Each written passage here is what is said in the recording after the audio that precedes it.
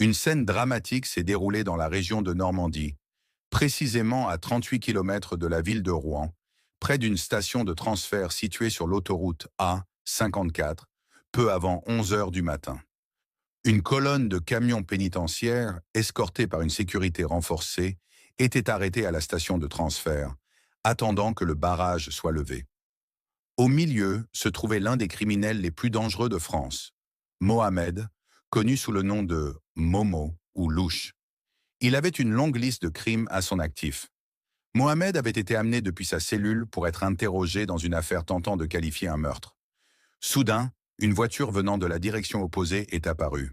4 hommes vêtus de noir, masqués, semblables à des commandos, sont sortis armés de fusils d'assaut modernes. En quelques secondes, ils ont encerclé les camions pénitentiaires et commencé à tirer intensément. Une deuxième voiture Audi est arrivée rapidement pour soutenir leurs actions. Dans cette attaque brutale, la porte arrière du camion pénitentiaire a été forcée. Mohamed a été extraite rapidement et transporté dans la voiture Audi avant que celle-ci ne s'échappe à toute allure. Avant de partir, ils ont jeté une bombe incendiaire sous le camion, provoquant un incendie. 5 agents étaient présents dans le camion. L'un d'eux, Fabrice Milot, 52 ans, a été tué sur le coup, touché par une rafale de balles. Un autre agent, Arnaud Garcia, 34 ans, a survécu mais reste hospitalisé, tandis que 3 autres ont été blessés, dont un gravement. Les témoins présents à la station de transfert ont été profondément choqués par les événements, pensant initialement qu'il s'agissait d'une scène tournée pour un film d'action.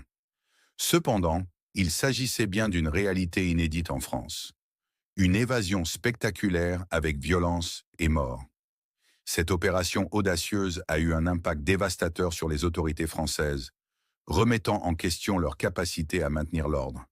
Les forces de l'ordre ont immédiatement lancé une grande enquête, mais les véhicules utilisés par les assaillants ont été retrouvés brûlés, indiquant un plan minutieusement préparé.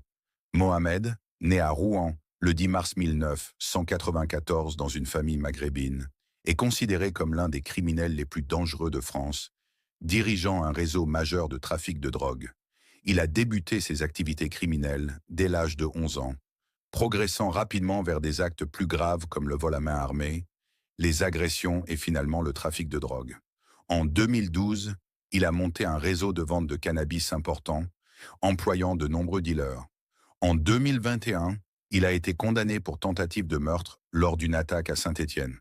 Plus récemment, en mai 2024, il faisait face à de nouvelles accusations après avoir été impliqué dans une fusillade. L'enquête actuelle révèle que Mohamed a continué à organiser des crimes, même depuis sa prison grâce à des téléphones portables illégaux. Les autorités françaises redoublent d'efforts pour le capturer, mais jusqu'à présent, aucune trace n'a été découverte. L'évasion de Mohamed a été soigneusement planifiée. Depuis sa cellule, il a utilisé plusieurs téléphones portables interdits pour coordonner l'opération. Même en isolement dans le quartier disciplinaire, il disposait de 2 appareils portables. Des dizaines de criminels ont été arrêtés dans le cadre de l'enquête, mais aucun indice concret n'a permis de localiser Mohamed. L'incident marque une nouvelle étape dans la lutte contre le crime organisé en France. Les autorités doivent désormais repenser leur stratégie pour faire face à des groupes criminels toujours plus sophistiqués et violents. Mohamed reste introuvable, symbolisant la menace grandissante des réseaux criminels modernes.